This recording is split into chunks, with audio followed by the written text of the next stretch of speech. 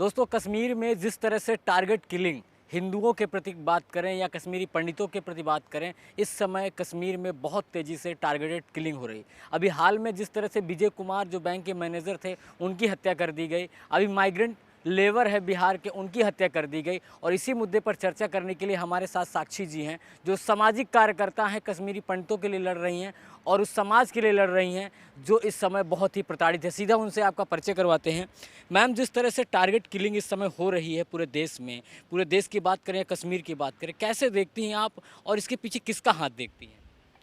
देखिए, आप अगर स्पेसिफ़िकली कश्मीर की बात करें तो वहाँ पे लक्षित किलिंग्स या टारगेटेड किलिंग्स जिसे बोल रहे हैं, चुन-चुन के मार रहे हैं। देखिए, टेरर ये करवा तो कौन रहा है? करवा इसमें डायरेक्टली इनडायरेक्टली पाकिस्तान का हाथ है, आईएसआई का हाथ है। लेकिन आप ये देखिए, वहाँ बाहर से कोई ऐसे ही नहीं आता है, वहाँ उनको लोकल सपोर्ट मिलता है। तो ये जो उनके ओवरग्राउंड वर्कर्स हैं ना, जो कोवर्टली और ओवर्टली बहुत एक्टिवली काम करते हैं और साइलेंटली काम करते हैं, तो ये उनका हाथ है।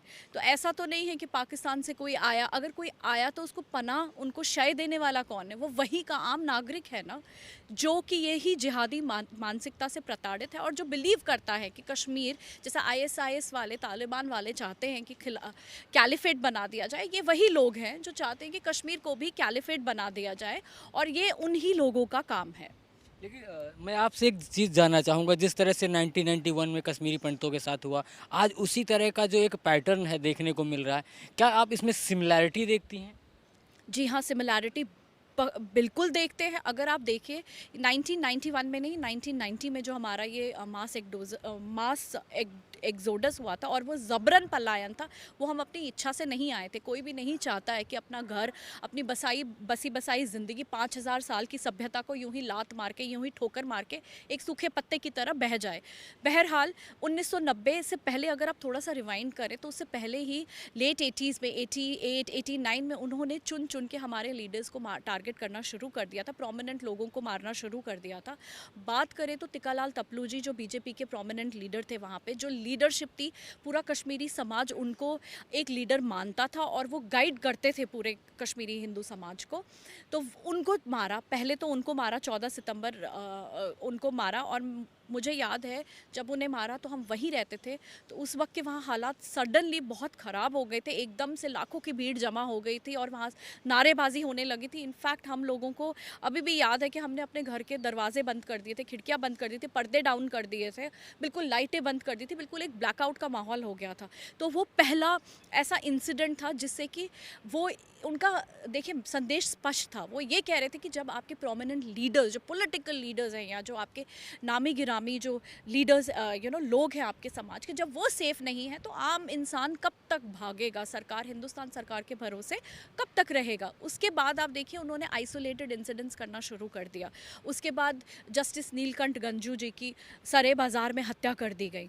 ऐसे ही चुन चुन के सरला भट्ट जी, और उसके देखिए आप बहुत सारे अगर आप नाम लेंगे, उनको चुन चुन के अकेले मारा गया। सर्वानंद प्रेमी जी को मारा। ये लोन वुल्फ अटैक्स थे। ये इन्होंने यही टारगेट करके इन लोगों को अपने इनके घरों से उठवाया या ज़बरदस्ती धोखे से बुलाया या मार्केट में, बीच बाज़ार में भरी पब्लिक के सामने मारा। तो उनका संदेश बहुत स्पष्ट था। और आज भी अगर आप देखें तो सिमिलैरिटी ऐसी ही है। वहाँ पे भी 1990 में भी यही हुआ। पहले उन्होंने चुन चुन के लोगों को मारा और उसके बाद मास किलिंग्स पे वो उतर आए। आज भी अगर आप देखें तो चुन चुन के पिछले इस महीने में देख लीजिए, उन्होंने 4 लोगों को टारगेट करके मारा है, ऑफिस में घुस के मारा है। अमरीन भट्ट जो एक प्रो इंडिया वॉइस थी, ये सिर्फ नहीं है कि वो सिर्फ कश्मीरी पंडितों को या हिंदुओं को ही नहीं टारगेट कर रहे हैं, वो हर उस वॉइस को टारगेट कर रहे हैं जो प्रो इंडिया है और जो हिंदुस्तान के हक में बात करती है और कश्मीर को भारत के जो मेन स्ट्रीम उससे जोड़ के देखते हैं, उन सबको टारगेट कर रहे हैं। बहरहाल इस सदमे से एक और यूथ जो हमारे कश्मीरी पंडित युवा हैं, सुशील भान जी, उनका निधन हार्ट अटैक से हुआ क्योंकि वो राहुल भट्ट जी की मौत के बाद सदमे में आ गए थे, क्योंकि वो भी गवर्नमेंट एम्प्लॉई थे और मौत का डर उन्हें भी कहीं ना कहीं सता रहा था। और देखिए ये बेहद दुखद है। अब ये टारगेट करके एक एक को मार रहे हैं। और अगर आप देखें 1990 की बात करें तब भी ऐसे ही हुआ था। शायद कहीं ना कहीं वहाँ पे एडमिनिस्ट्रेशन का टोटल फेलियर है। आप देखिए, अब आज अकेले चुन चुन के मार रहे हैं, कल को वो उतर आएंगे सड़कों पे मास किलिंग्स करने के लिए, कौन रोकेगा उन्हें?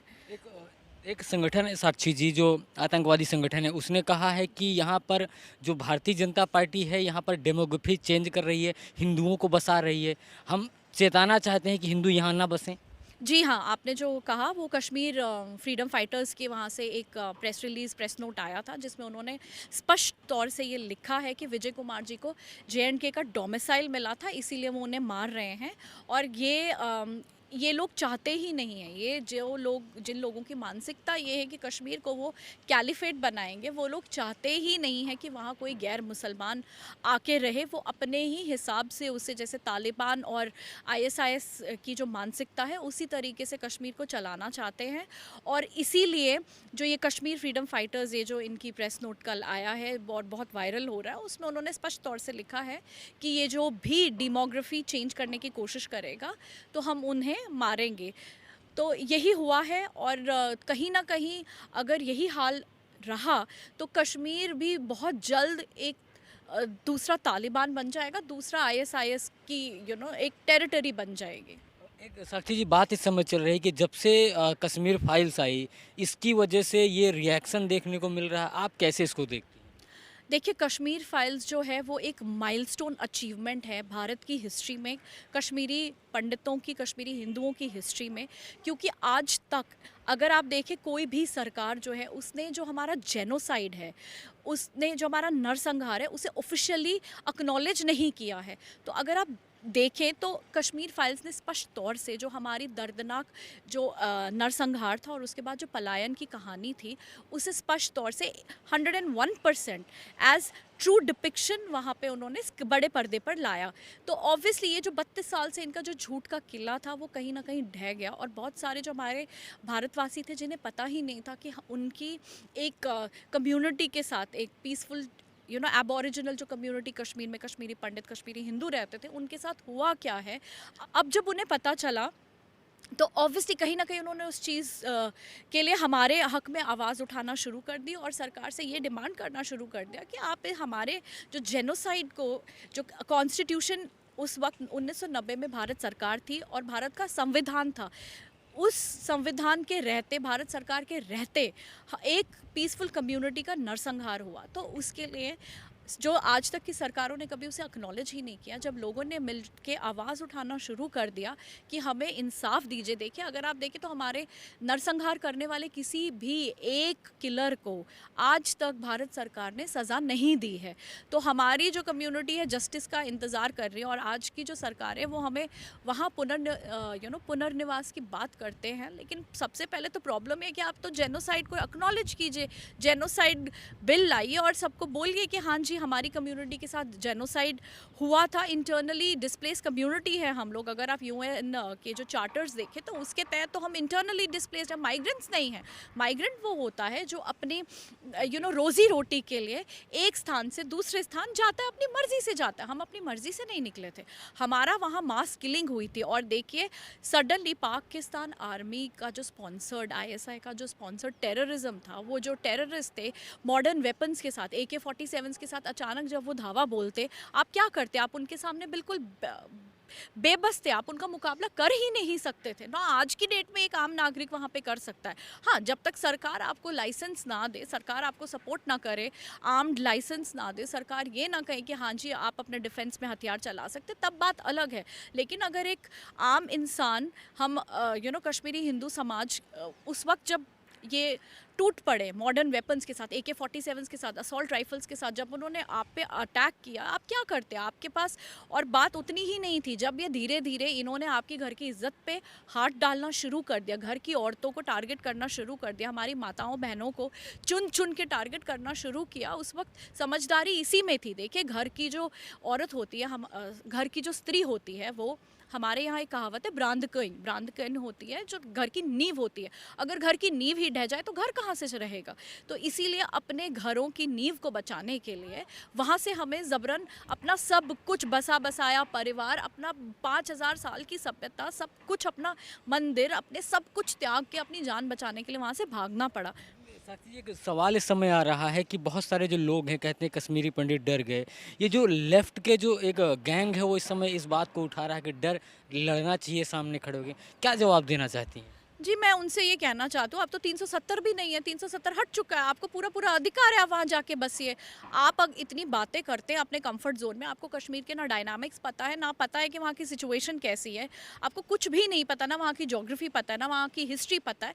घर बैठे बातें करना बहुत आसान होता है, और मैं उन्हें ये सुझाव देना चाहूँगी, देखिए अब तो 370 भी नहीं रहा, तो आप तो फ्री हो, आप वहाँ जाइए, वहाँ आप नौकरी ढूंढिए, वहाँ रहिए और फिर इनका मुकाबला कीजिए। और जब आप वो आप अपनी सूझबूझ से वो तरीका इजाद कर ले, तो हमें भी बताइए, हम भी आपके साथ जुड़ेंगे। और हम तो कश्मीरी हिंदू समाज तो हमेशा से ही भारत के भारत के लिए अपनी जान न्यौछावर करने के लिए हमेशा तत्पर रहता है, आज भी है और तब भी थे। हम तो सरकार से निवेदन करते हैं कि आप बताइए, अगर आप हमें सपोर्ट करते, जैसे मैंने पहले भी कहा कि आप अगर गन्स हमें सपोर्ट करते, हमारे सेल्फ डिफेंस के लिए हमें लाइसेंस देते हैं, तो हम ज़रूर, आप हमें ट्रेन कीजिए, हम जाएंगे, क्यों नहीं जाएंगे।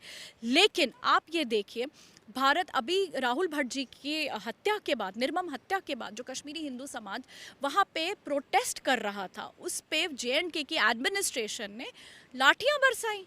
आप बताइए, जिन निहत्थे लोगों पे आपने लाठियां बरसाई, और अगर हम लोग अपनी सेल्फ डिफेंस में हथियार उठाते हैं, तो सबसे पहले हम टेररिस्टों को छोड़ के हमें ही टारगेट करेंगे, गोली हमें ही लगेगी। हमारा समाज देखिए, वैसे भी कश्मीर से निकलने के बाद तितर बितर हो गया है, दुनिया के अलग अलग कोनों में जाके बसा है। एज सच हमारी कम्युनिटी अब छोटी छोटी पॉकेट्स में रह गई है, रहती हैं। और देखिए, एक कम्युनिटी, सेंस ऑफ कम्युनिटी भी ख़त्म होता जा रहा है, क्योंकि कुछ लोग जो हैं, जो अपनी संस्कृति को बचाने के लिए अपनी जान का हथेली पर लेकर कश्मीर गए हैं PM पैकेज के एज PM पैकेज एम्प्लॉयज़, उनको देखिए ना, क्या चुन चुन के मारा जा रहा है। तो ऐसे में आप क्या चाहते हैं? ये तो देखिए, भारत सरकार को सोचना चाहिए। Kashmir is a military problem, Kashmir ऐसा कोई नहीं, it's not a political problem. ऐसा नहीं है कि वहाँ कोई पॉलिटिकल कॉन्फ्लिक्ट है और आप उसको राजनीतिक तरीके से सुलझाएंगे। Kashmir is a military problem. और सबसे पहली बात है, आपको ये एक्नॉलेज करना पड़ेगा, और उससे पहले आपको एक्नॉलेज करना पड़ेगा कि 1990 में कश्मीरी हिंदुओं का जेनोसाइड हुआ था। उसके लिए हम भारत सरकार से निवेदन करते हैं कि जेनोसाइड बिल को लाइए, टेबल कीजिए। सरकार आपकी है, पार्लियामेंट में टेबल कीजिए। आप जब उस चीज़ को रिकॉग्नाइज करेंगे, तभी आप किसी चीज़ की, जब आप किसी चीज़ की जड़ तक पहुँचते, तभी आप उसका प्रॉब्लम का सल्यूशन निकाल पाते हैं। ये एक जिहादी प्रॉब्लम है, ये ISIS तालिबानी मानसिकता की प्रॉब्लम है, और ये लोग चाहते ही नहीं है कि कश्मीर की को है ना, जो मेन धारा के साथ जोड़ा जाए।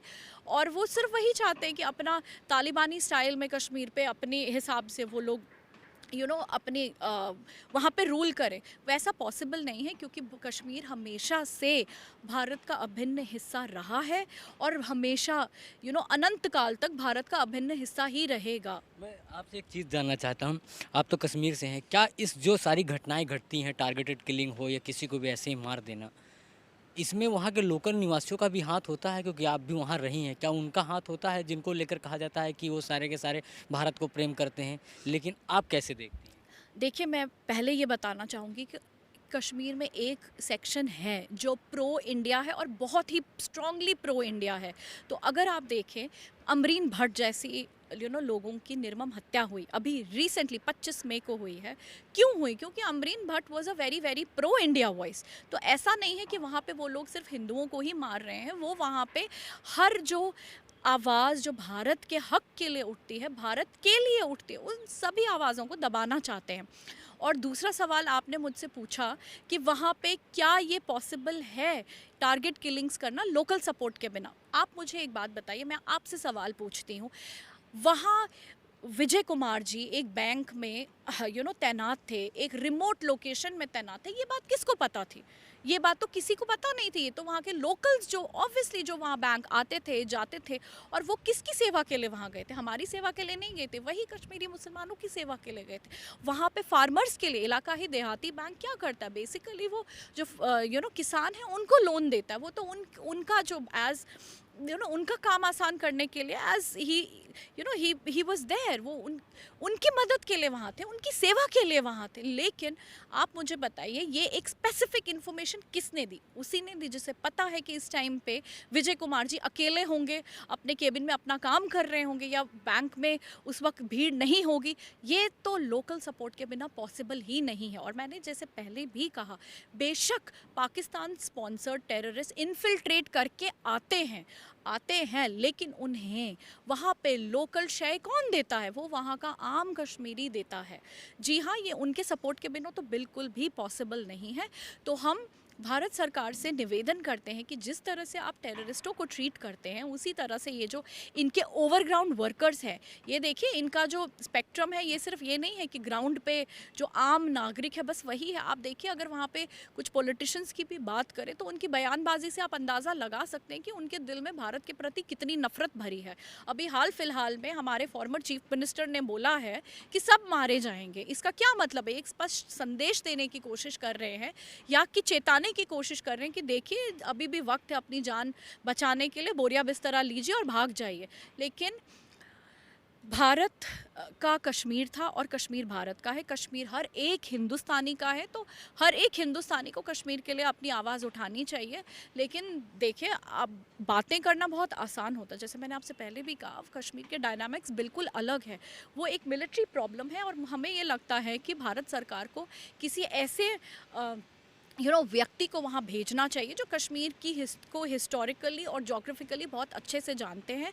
किसी रिटायर्ड आर्मी ऑफिसर को भेजना चाहिए। देखिए अब 1990 का अगर आप कंपैरिजन करें और 2022 का कंपैरिजन करें तो काफ़ी अंतर है।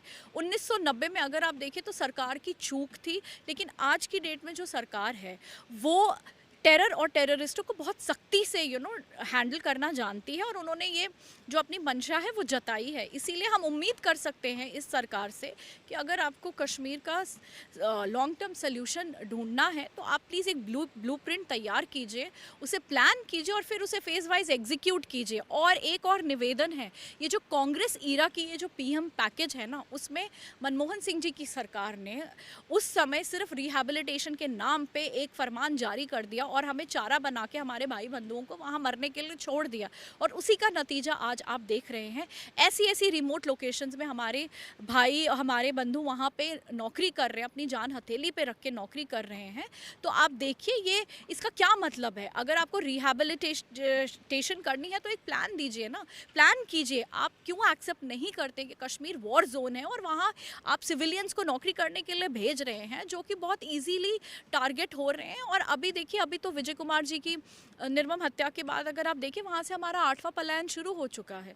तो कब तक, आखिर कब तक, हम सरकार से ये सवाल पूछना चाहते हैं, आखिर कब तक आप सिविलियंस को यूं ही चारा बना के वहाँ उन भूखे भेड़ियों के बीच भेजेंगे? आपने भी कहा कि पूर्व मुख्यमंत्री का जो बयान था कि यहाँ पर सब मारे सब जाएं, मारे जाएंगे। क्या देखती हैं? कोई राजनेताओं का भी हाथ आप देख रही हैं इसमें, अगर मैं समझना चाहूँ? देखिए अगर आप कश्मीर के पॉलिटिशियंस की बात करें तो आप उनकी बयानबाजी से खुद ही अंदाज़ा लगा सकते हैं कि बेशक वो इलेक्टेड रिप्रेजेंटेटिव्स हैं हिंदुस्तान की एक स्टेट के, जो कि आज की डेट में एक यूनियन टेरिटरी है, लेकिन बात वो हमारे दुश्मनों की करते हैं, उनके हितैषी बन के घूमते हैं। तो डेफिनेटली कहीं ना कहीं सपोर्ट तो है ही। अगर पनाह नहीं होती, शय नहीं होती, तो किसी भी आम वहाँ के लोकल में इतनी हिम्मत नहीं होती कि जो लॉ के खिलाफ, भारत के संविधान के खिलाफ या लॉ ऑफ द लैंड, जो उसके खिलाफ जाके इतना सपोर्ट एक एनिमी नेशन को दे। तो ये कहीं ना कहीं तो उनका भी फेलियर है, कहीं ना कहीं उनका भी हाथ है इसमें। आज गृह मंत्रालय ने जम्मू कश्मीर के जो राज्यपाल हैं सिन्हा जी, उनको बुलाया और जो सुरक्षा से सीआरपीएफ हो या बीएसएफ के जो कमांडर हैं उनको भी बुलाया गया। मीटिंग है आज गृह मंत्रालय की, आप क्या कहना चाहती हैं? देखिए हम तो यही कहना चाहते हैं कि हम नहीं चाहते कि वहाँ पे कोई भी प्रो इंडियन वॉइस जो है कोई भी हो उसकी निर्मम हत्या हो, क्योंकि हर एक हिंदुस्तानी को कश्मीर में रहने का, बसने का, काम करने का, अपने हिसाब से जीने का अधिकार है। उतना ही अधिकार है जितना कि हम सबको भारत के बाकी किसी भी राज्य में, किसी भी शहर में जाकर बस कर अपने हिसाब से अपनी ज़िंदगी जीने का अधिकार है। तो हम उम्मीद यही करते हैं कि अभी हाई लेवल मीटिंग जो गृह मंत्री ने जो बुलाई है, तो उसमें कहीं ना कहीं एक सटीक वो कुछ प्लान निकाल के लाएंगे। क्योंकि देखिए ये टारगेट किलिंग्स, अब देखिए कल की ही बात कर लेते, विजय कुमार जी की हत्या के बाद रात को with in a span of 12 hours, 12 घंटे के भीतर ही उन्होंने दोबारा से बेखौफ होकर 2 और लोगों पे गोलियां चलाई, जिसमें बिहार के रहने वाले एक आम मजदूर की निर्मम हत्या हो गई, तो बताइए आखिर कब तक। अब हम उम्मीद यही करते हैं कि सरकार थोड़ा सा जो स्टेक होल्डर्स हैं उनसे भी बात करेंगे, जो कश्मीर को जानते हैं हिस्टोरिकली, जोग्राफिकली, टेक्निकली, हर एक एस्पेक्ट से जो कश्मीर को जानते हैं, उनको भी साथ लेकर एक स्ट्रॉन्ग प्लान फॉर्मुलेट करेंगे और फेज़ वाइज एग्जीक्यूट करेंगे, क्योंकि ये कश्मीर एक ऐसा मुद्दा नहीं है कि आपने कोई भी फरमान जारी किया और रातों रात वो हो जाएगा। एक्सेप्ट फॉर द फैक्ट कि आर्मी देखिए बहुत अच्छा काम कर रही है। आर्मी कहीं ना कहीं देखिए इनको इस चीज़ की भी फ्रस्ट्रेशन है कि जिस हिसाब से आर्मी चुन चुन के इनको इनके बिलों से निकाल के या इनके बिलों में घुस के उनका शिकार कर रही हैं, इन भेड़ियों का, कहीं ना कहीं उसकी भी फ्रस्ट्रेशन है। अब उनमें इतनी हिम्मत नहीं रही कि वो सामने से अटैक करें, इसीलिए चुन चुन के ये टारगेट, ये कावर्डली एक्ट्स होते हैं, ये बिल्कुल कायरता पूर्ण एक्ट्स होते हैं। आप निहत्तों पे ऐसे गोली चलाते हैं वहीं घुस के ऑफिस में, तो कहीं ना कहीं उन्हें लॉ का तो कोई खौफ ही नहीं है। तो हम उम्मीद करते हैं भारत सरकार से, भारत सरकार ने पहले भी कश्मीर के लिए काफ़ी सख्ती से कदम उठाए। 370 को हटाना अपने आप में ही एक हिस्टोरिकल मोमेंट था। तो हम उम्मीद करते हैं कि भारत सरकार अपनी जो JNK की इस वक्त जो एडमिनिस्ट्रेशन है वो कहीं ना कहीं एक फेलियर के तौर पे हम देखते हैं। हम उम्मीद करते हैं कि एक करेक्टिव मेजर्स लेंगे और भारत सरकार जल्द से जल्द ऐसा कुछ प्लान करेगी जिससे कि आम जो वहाँ पे लोकल रह रहा है या आम वहाँ की जो आम जनता है वो खुद को वापस से सेंस ऑफ सिक्योरिटी है ना, उनमें वापस से वो फिर दोबारा से वो उसको जगा सके। Thank you ma'am. तो दोस्तों ये थी हमारे साथ साक्षी जी जो कश्मीरी पंडित हैं।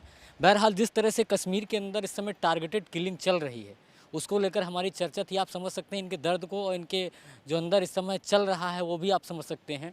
और ये जो टारगेटेड किलिंग है, जो ये आतंकवादी हैं, इनके साथ वैसा ही व्यवहार होना चाहिए जैसा ये हमारे भारतवासियों के साथ कर रहे हैं। बहरहाल बने रही द न्यूज़पेपर के साथ। मैं हूँ राजवीर शाह। जय हिंद।